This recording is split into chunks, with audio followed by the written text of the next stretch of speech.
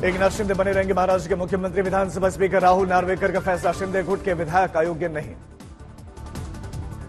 उद्धव गुट को लगा बड़ा झटका, असली पार्टी पर उद्धव गुट की दलील को खारिज किया गया।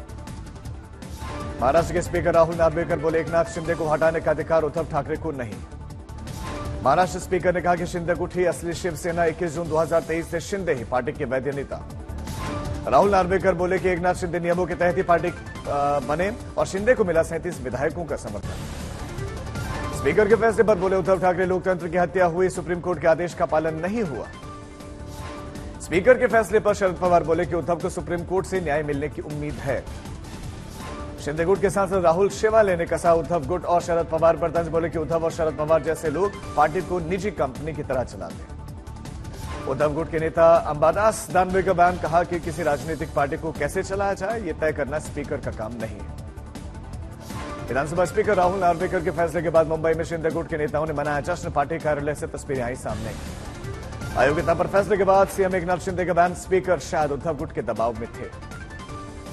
शिंदे ने कहा कि आज का फैसला किसी पार्टी की जीत नहीं बल्कि भारतीय संविधान और लोकतंत्र की जीत। हमीरपुर में मुख्यमंत्री सुखविंदर सिंह सुक्खू ने नए मंत्रियों के विभागों से नाराजगी की खबर पर दिया बयान, कहा कि जिन मंत्रियों से विभाग वापस लिए गए उनको फिर अन्य विभाग दिए जाएंगे। कुन्नूर के सांसद संजीव कुमार का वाईएसआरसीपी से इस्तीफा, टीडीपी में हो सकते हैं शामिल।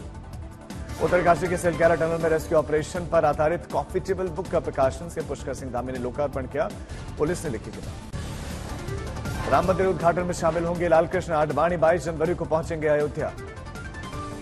मोहन भागवत को भी मिला राम मंदिर प्राण प्रतिष्ठा का न्योता, कहा कि देश से लेकर विदेश तक राम मंदिर का लोगों में उत्साह है।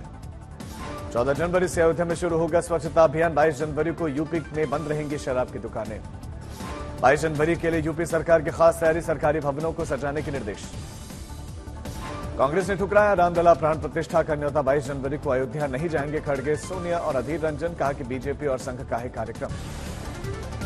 प्राण प्रतिष्ठा में नहीं आने पर बीजेपी का कांग्रेस पर पलटवार, कहा कि कांग्रेस ने भगवान राम के अस्तित्व को नकारा।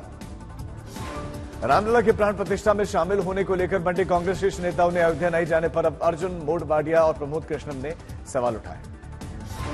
प्राण प्रतिष्ठा से पहले समाजवादी पार्टी के महासचिव स्वामी प्रसाद मौर्य ने अयोध्या में कार सेवकों पर हुई गोलीकांड पर कहा कि संविधान की रक्षा के लिए चलाई गई थी गोली। बीएसपी कार्यकारी अध्यक्ष ने कहा कि राज्य प्रायोजित बुलेट कार सेवकों पर फायर किए गए। कन्नौज से बीजेपी के सांसद सुब्रत पाठक ने स्वामी प्रसाद मौर्य को बताया अखिलेश यादव का तोता, कहा कि अखिलेश जितना पढ़ाते हैं उतना ही पढ़ते हैं स्वामी।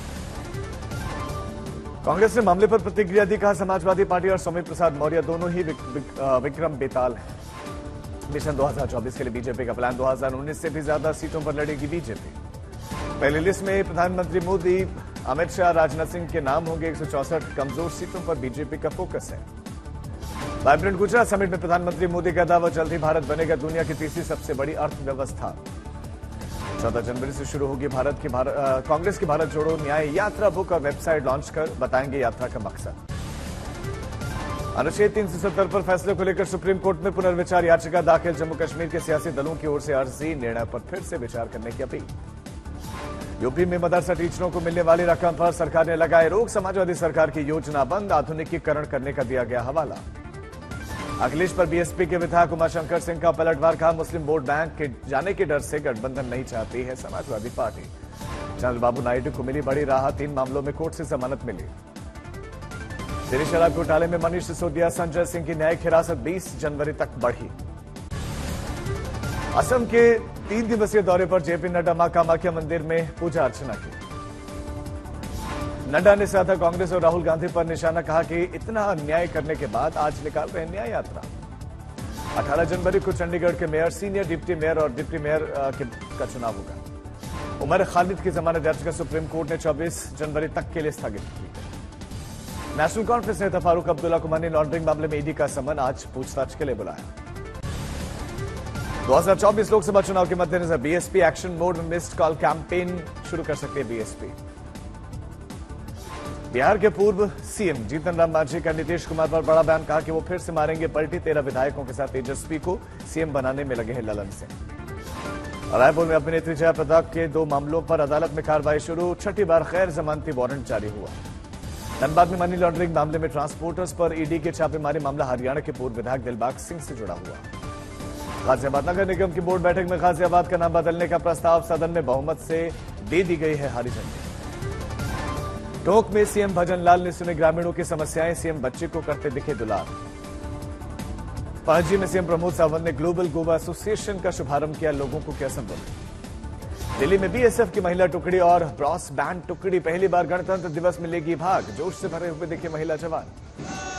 रोहतक में किसानों का अर्धनग्न होकर प्रदर्शन, मुख्यमंत्री के नाम सौंपा ज्ञापन, किसानों ने बड़े आंदोलन की चेतावनी दी।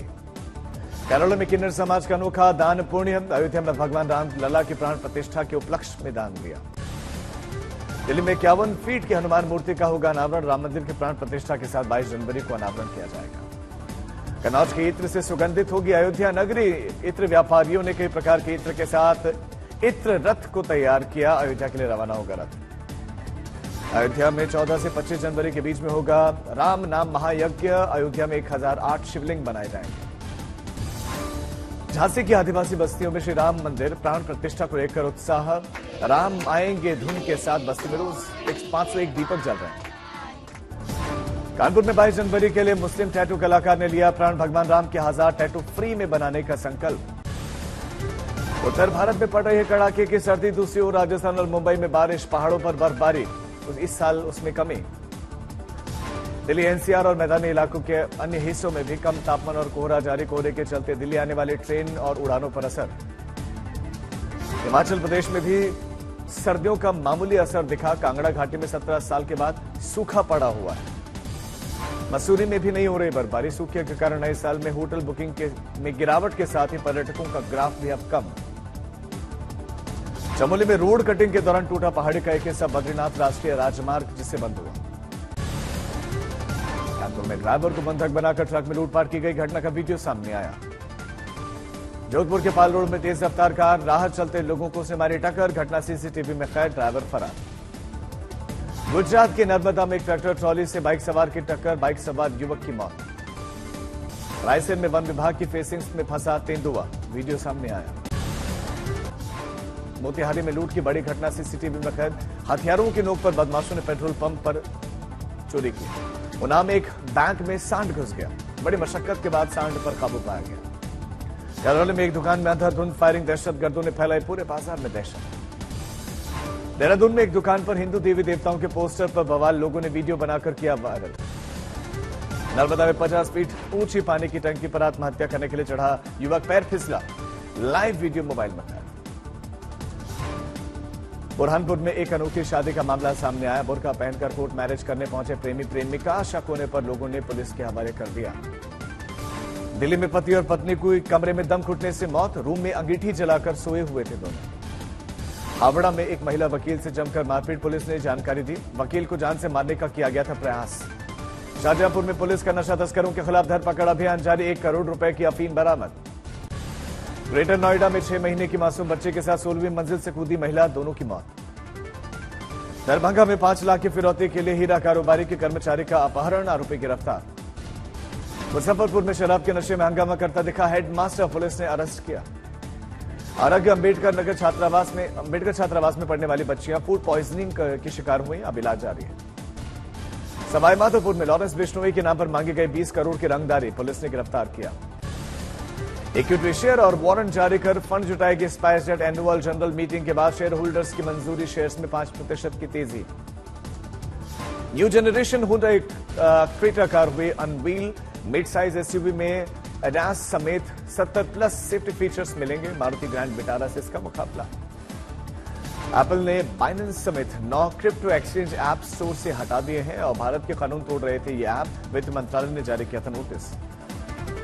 व्हाट्सएप में जल्द ही मिलेंगे कई नए theme feature, user white, pink और लेवेंडर कलर में बदल सकेंगे ऐप का इंटरफेस।